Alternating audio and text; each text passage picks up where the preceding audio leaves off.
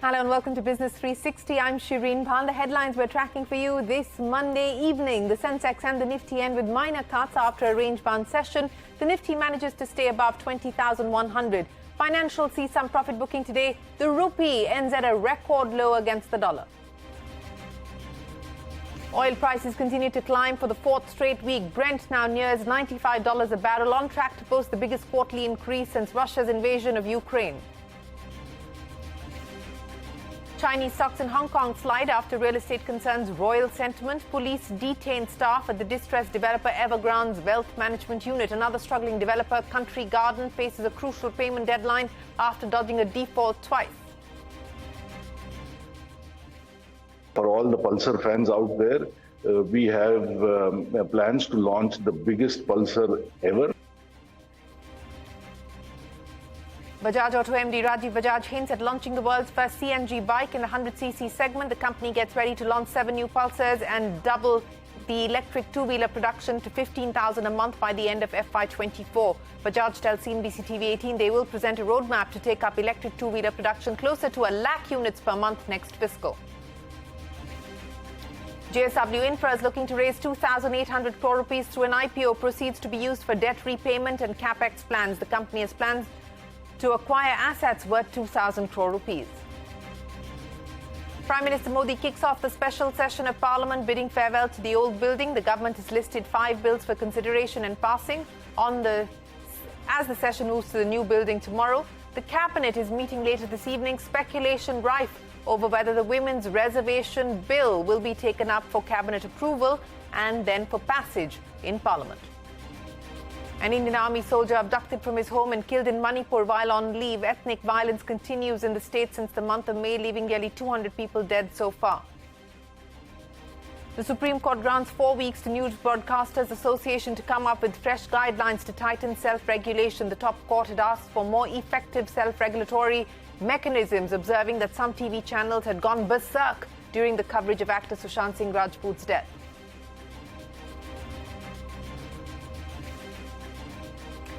Well, straight to the day's market action. We saw a range-bound session on the Lal Street today with minor cuts. So the Nifty and the Sensex closed 0.25% lower. That's the Nifty for you, still above 20,130, down by about 60 points. The Sensex closing at 67,596. The Nifty Bank lost about 250 points today. And the Nifty PSU Bank Index still in the green, up by about 170 points. As I was pointing out, the PSU banks clearly the star performers in trade today. Let's go across now to Prashant. He joins us with the trading action. Prashant, map up the Monday market mood for us. Well, we started the day with pretty negative global cues. Nasdaq on Friday was down sharply. The dollar index was higher. And of course, oil was near $94 a barrel. So far, markets had ignored it. But I reckon a mix of factors, the negative global cues and, of course, the fact that tomorrow is a market holiday, also kind of and lesser market volumes in that sense put overall pressure. So we ended lower, the Nifty by about 1/3%. The Bank Nifty was down a little bit more, a little over 0.5% or so in terms of cut. The broader markets also were lackluster. You look at the mid and small cap indices up on your screen and it'll give you a sense of what really happened there. Now, gains coming through on the large caps, Nifty names in Power Grid, Titan, which did well, HDFC Life, Mahindra & Mahindra, and BPCL. So no real one sector either up or down, which did well or poorly. On the downside, Hindalco, HDFC Bank, and Adani Ports were some names which lost. PSU banks did very well. So Indian Overseas Bank, UCO Bank, Central Bank, Bank of Maharashtra, IDBI, Indian Bank, just a few names to give you a sense of the kind of moves we saw. By the way, in the last 30 minutes, PSU Bank Index came off 1.5% from the day's high, but it still ended about 3% higher. Now, pullbacks in the broader market as well. The market breadth was negative. So IRFC, Idea, which had been going up on all kinds of news flows floating around, buzz floating around rather, that pulled back. Fact was down. GNFC, some of these fertilizer names. Raymond was down sharply. Syngene, Bombay Dyeing, Star Health, Jayaprakash Associates, which has done well recently. Jupiter Wagons, again, a big outperformer. PNB Housing, some of these names which came under pressure. On the upside, at the broader space, you had Ease My Trip, Panacea Biotech was higher, Tata Investment Corp, Ramco Systems, Varroc Engineering, Barbecue Nation, and something like the Sundaram Finance did well. So, that's the market action for you. Tomorrow is a holiday. Wednesday, of course, we come back to trade. And then Wednesday evening, you get the Fed meeting to which we will react on Thursday morning. So in that sense, really, the market will be all eyes waiting for that Fed decision to get a clear sense of the near term from here. Back to you. Right, Prashant, many thanks for joining us. As Prashant was pointing out, no market action tomorrow as they will be shut on account of Ganesh Chaturthi. In the money market, the rupee weakened against the dollar, ending at a record low. So the rupee lost about 8 paise in trade as the dollar index continues to gather strength. The rupee is closing at 83.26, is the lowest to date. And here's one key reason why the rupee is under pressure. Crude oil prices continue to inch higher. Brent crude is now near $95 a barrel, gaining for the fourth straight week. Oil prices on track to end September with the biggest quarterly increase since Russia's invasion of Ukraine. Now, back home, the government has hiked the windfall tax on crude by nearly 50% over the weekend. The tax on diesel exports and aviation fuel have been reduced, though, so that's the latest there as far as crude is concerned. The big newsmaker of the day, Bajaj Auto MD Rajiv Bajaj, has hinted at the launch of what will be the world's first CNG motorcycle. Speaking exclusively to Parikshit Luthra, Bajaj said the company's CNG bike launch could be a disruptor in the 100cc segment where the company has lagged. That's not all. He also said that 6 significantly upgraded Pulsars, the company's flagship product, will be launched this fiscal. He also announced the launch of what he called the biggest ever Pulsar. He said the company is also going to present a roadmap to its board to ramp up its electric vehicle capacity from 40,000 units to around 1 lakh units a month by next fiscal. For all the Pulsar fans out there, we have plans to launch the biggest Pulsar ever. So currently the biggest Pulsar is a 250cc. Between now and the end of the financial year, over the next 6 months, we would introduce 6 significant upgrades or new Pulsars, all aimed, quite frankly, at further enhancing our share in this mid segment from 30% to, as much as it can rise. We would certainly like to vie for the #1 spot in this position. Our current capacity is about 40,000 a month between the Chetak and Yulu. And I would like to believe that for the next financial year, that is FY25 budget, when we present this to the board in March, we should have a plan in place to take the capacity to somewhere well above 40 and towards 100,000 a month. Why aren't there any CNG scooters and motorcycles? It would be great for consumers because it would cut their running costs by half. So it's like petrol becoming effectively 55 rupees a litre. There would be no concerns about safety, charging range, battery life, etc. Great for the manufacturer and great for the government because you make 18% GST. The 100cc has been very elusive, and who knows, maybe a CNG Bajaj motorcycle that halves people's running costs would be the answer with a little help from the government. Well, that's a CNBC-TV18 exclusive from one newsmaker to another. JSW Infra is looking to raise 2,800 crore rupees from its IPO, which opens on the 25th of September. The joint MD and CEO Arun Maheshwari told CNBC-TV18 that proceeds from the IPO will be used for debt repayment and capital expenditure. He said they've placed bids for acquisition of identified assets worth 2,000 crore rupees. Take a look. Out of this total 2,800 crore rupees, we have a partial gets into the debt repayment, close to about 880 crore rupees, and 1,200 crore rupees goes towards the capex plans, what we have already identified, and we are going ahead with that. And balance remains the general corporate purpose. So, whatever bidding we have done, I believe the total addition of the capacity, assuming all three we win, then it could be a decent, almost about 10 to 12% of the addition of the capacity would be there from the existing ones, and the capexes would be close to about 2,000 crore rupees from this for the new biddings. That's JSW Infra. Public sector banks extended the rally in the run-up to the festive season. Indian Bank, Union Bank, PNB all surging more than 3% today. Meanwhile, Bank of Baroda told CNBC-TV18 it's looking to clock industry-beating growth with special offers, even as margin and credit costs remain stable. That's the story of PSU banks on your screens. Festival season is traditionally a season where we see growth see an increase in the growth rates from the previous quarters. This year definitely will be no different.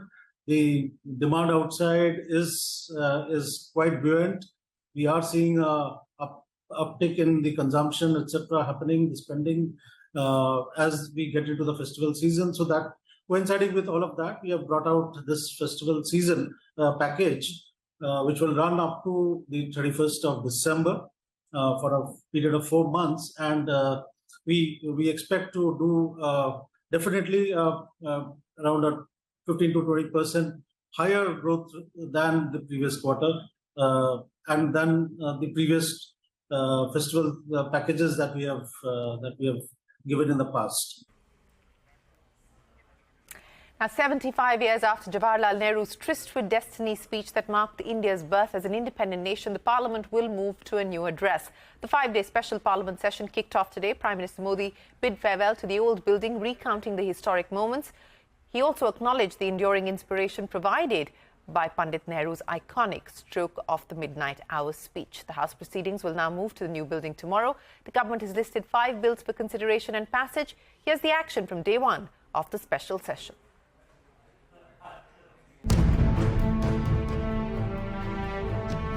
हम भले नए भवन में जाएंगे, लेकिन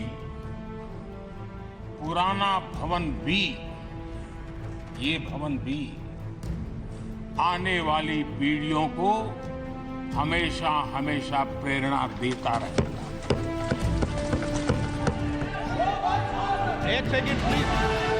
लोकतंत्र को मजबूत करने के लिए और कॉन्स्टिट्यूशन को जीवित रखने के लिए सबसे कंसल्ट करके कंसेंसस जो बनाते हैं, वो किसके जमाने में हुआ?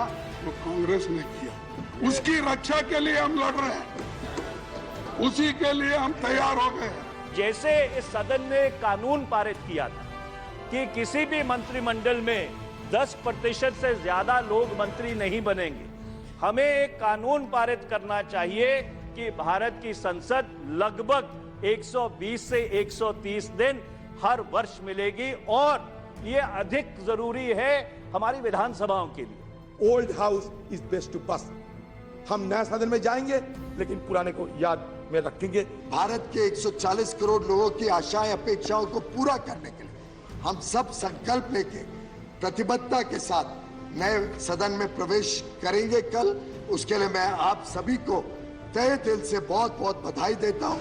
एक मिनट, एक सेकंड प्लीज, प्लीज प्लीज माननीय सदस्य। Problem is chairman.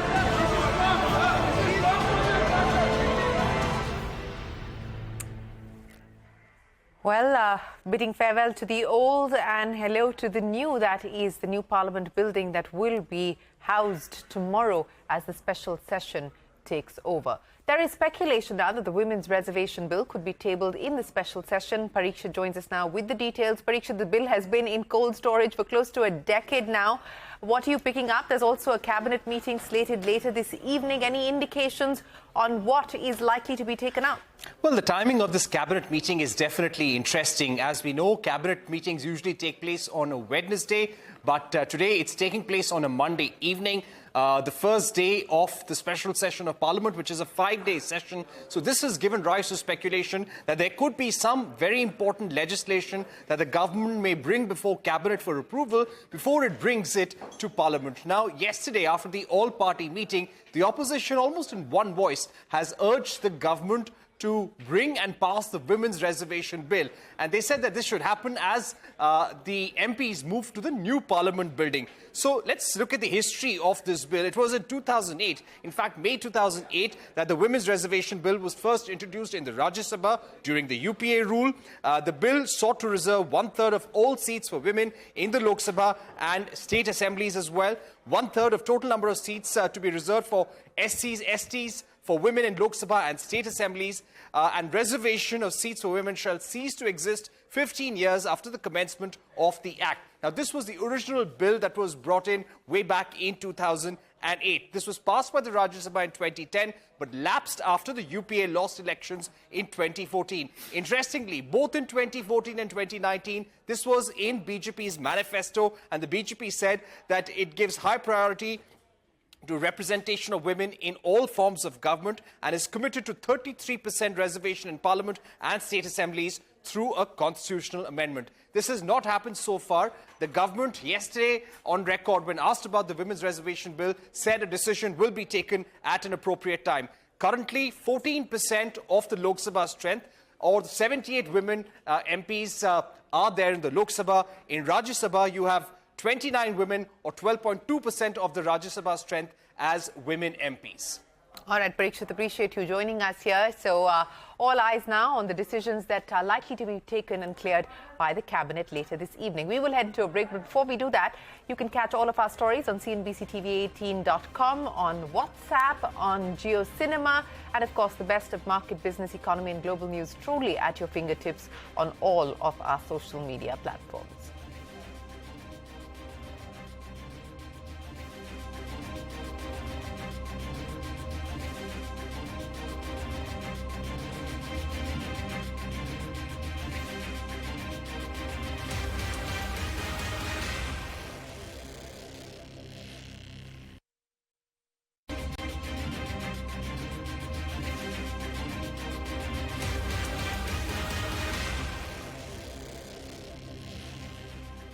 A quick check of the international headlines this evening. The staff of Evergrande Wealth Management's unit has been detained by the Chinese police after the company failed to repay investors. This is the first criminal probe that's been launched against the property developer since it was hit by a massive debt crisis starting 2021. The country's police has said that investors can file complaints to authorities. That's the latest there on the Chinese real estate crisis. Sticking with global news, China's Foreign Minister Wang Yi and U.S. National Security Advisor Jake Sullivan held bilateral talks in Malta over the weekend. The latest talks could lay grounds for the upcoming meeting between the heads of the two nations, which is expected in November this year. Bob Van Dijk has resigned as the Chief Executive Officer of Process and Naspers effective immediately. The company said that he's also given up his board seat at both companies. However, he will continue to remain as consultant till the 30th of September 2024. Meanwhile, Irwin too will assume the role of interim chief executive of both companies. A fresh petition filed before the Supreme Court has sought a reconstitution of the expert panel looking at the Adani case. The petitioners claim that some members of the panel have a conflict of interest. Ashmit is standing by now with more details. Ashmit, what's the latest in this? What are the petitioners saying? Well, it's interesting that just a week after they had leveled, this very same petitioner had leveled charges on the conduct of the market regulator, on why the market regulator had not investigated the red flags that had been pointed by the DRI. Now, these petitioners have pointed their fingers at the expert committee. Now, this expert committee is the very committee, the 6-member committee that had been formed by the Apex Court to investigate whether or not there had been any regulatory lapses. Now, in pursuit, as far as this petition is concerned, there are 3 members of that panel that it seeks to point fingers at. The first is O.P. Bhatt, KV Kamath, as well as Somsekhar Sundaresan. First, O.P. Bhatt. The concern that the petition here raises is that O.P. Bhatt is currently the chairman of this renewable energy company called Greenco, which is working in close association and supplying power to various Adani Group companies as well as facilities. This, the petition says, is an obvious red flag, is a case of conflict of interest, and is something that should at the very least have been disclosed by O.P. Bhatt himself. The petition further goes on to say that O.P. Bhatt was in fact featured as a part of the CBI investigations in terms of funds that had been advanced to Vijay Mallya.